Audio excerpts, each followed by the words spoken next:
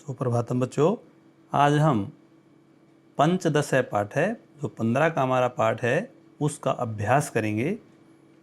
प्रश्न नंबर 1, गीतम सस्वरम गायता। जो ये पाठ है ये एक गीत है, इसको आप सस्वर गाइए। प्रश्न नंबर 2, एक पदेन उत्तरत। एक पद में उत्तर देना है।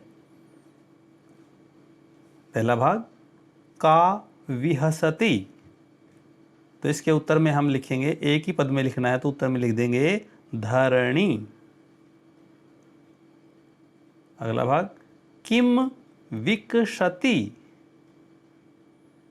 तो इसका भी एक पद में उत्तर देंगे कमलम। उससे आगे व्याघ्र कुत्र गरजति, उसके उत्तर में लिखेंगे विपिने। अगला हरिणः किम खादति, इसके उत्तर में लिखेंगे नवघाषम। और उससे अगला मंदम कह गच्छति, तो उत्तर में लिख देंगे उष्ट्रः। आगे चलिए प्रश्न नंबर 3 में आइए। रेखांकित पदानि आधृत्य प्रश्न निर्माणम कुरुत। जो रेखांकित पद हैं उनको आधार मानकर प्रश्न निर्माण करना है। उत्तर दिए हुए हैं, आपने इनको प्रश्न में बदलना है। पहला देखिए, सलीले नौका शेलति। सलीले नौका शेलति, तो इसका जब हम प्रश्न बनाएंगे तो नौका जो है, जो रेखांकित है, उसकी जगह हम लिखेंगे का। सलीले का सेलति, और पीछे जो पूर्ण विराम लगा हुआ है उसको हटा के प्रश्नवाचक चिन्ह लगा देंगे, तो ये प्रश्न बन जाएगा। अगला पुष्पेषु चित्र पतंगाडयन्ते। पुष्पेषु, इसकी जगह हमें लिखेंगे या तो केशु या फिर कुत्र भी लिख सकते हैं, कुत्र। चित्र पतंगा डयन्ते। अगला उष्ट्रः पृष्ठे भारम वहति। उष्ट्रः रेखांकित है, उसकी जगह आएगा कह। पृष्ठे भारम वहति। अगला धावन समये अश्व किमपि न खादति। धावन समये, इसकी जगह आएगा कदा। अश्वः किमपि न खादति। अगला चलिए, सूर्ये उदिते धरणी विहसति। रेखांकित सूर्य है तो इसकी जगह आएगा कस्मिन उदिते धरणी विहसति। आगे चलिए प्रश्न नंबर 4, मंजुषातः समानार्थक पदानि चित्वा लिखित। समानार्थक पद चुनकर हमें लिखने हैं। देखिए किसका समानार्थक क्या बनेगा। धरणी, तो इसका समानार्थक है पृथ्वी। करालम, इसका समानार्थक है भयंकरम। सलीले, इसका है जले। विपिने, इसका है वने। हरिणः, इसका समानार्थक है मृगः। मंदिरे, इसका समानार्थक है देवालये। आगे चलिए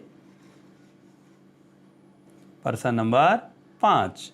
4 में समानार्थक शब्द थे तो 5 में विलोम पदानि मेलयत। विलोम पदों का मिलान करना है हमें। कीजिए। मंदम, तो मंदम के साथ होएगा क्षिप्रम। निचई उच्चई। कठोरः स्निग्धम। पुरातनम नूतनम। अपर्याप्तम पर्याप्तम, ये इसके विलोम हो गए हैं। अब चलिए प्रश्न नंबर 6 में आइए। उचित कथनानाम समक्षम आम, अनुचित कथनानाम समक्षम न इति लिखता है। जो उचित कथन है उनके सामने आम लिखना है और जो अनुचित है उनके सामने न लिखना है। पहला भाग, धावन समये अश्वः खादति, दौड़ते हुए घोड़ा खाता है। क्या बात सच है ये? नहीं, तो इसमें आएगा न। अगला, उष्ट्रः पृष्ठे भारम न वहति, ऊंट अपनी पीठ पर बोझ नहीं ढोता। क्या ये सही है? नहीं है, तो इसमें भी क्या आएगा? न। सिंह है निश्चयी क्रोशति, शेर निश्चय होता है धीरे से, क्रोशति, तो ये भी नहीं, इसमें ये भी नहीं है, तो इसमें भी क्या आएगा? न। अगला देखिए, पुष्पेषु चित्र पतंगाडयन्ते,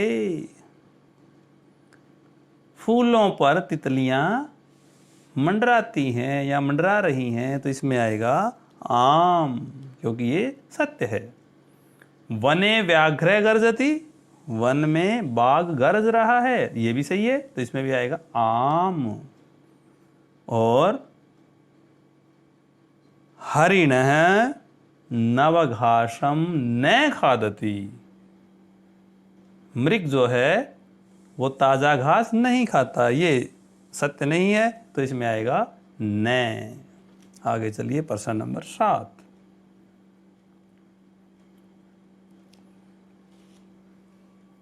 अधोलिखितानि पदानि निर्देशानुसारम परिवर्तयत, लिखे हुए जो पद हैं आपको उन्हें निर्देश के अनुसार परिवर्तन करना है।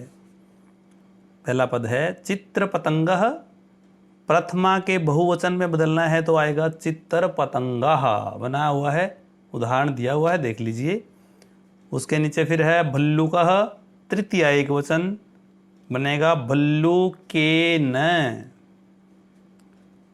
फिर अगला उष्ट्र है, पंचमी का द्विवचन उष्ट्राभ्याम।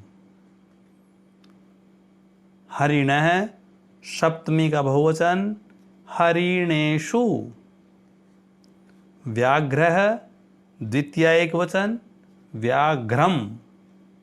घोटकराजः, संबोधने एक वचन हे घोटक राज, और ये विसर्ग हट जाएंगी और अर्ध विराम लग जाएगा।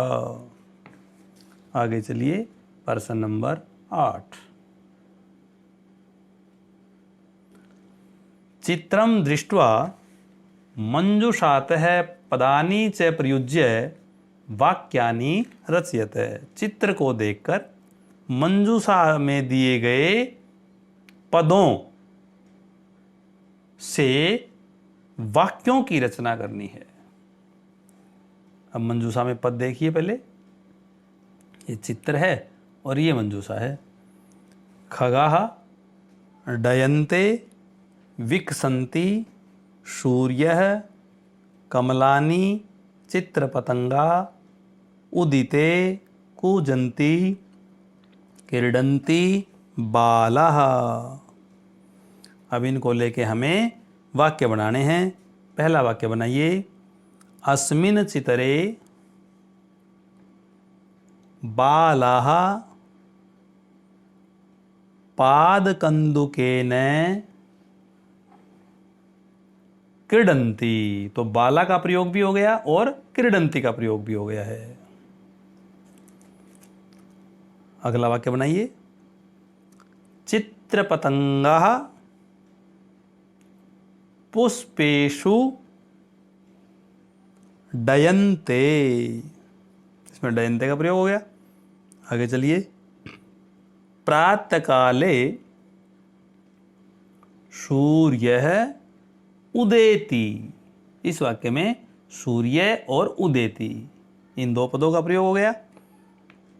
अगले बनाइए, गगने खगाः डयन्ते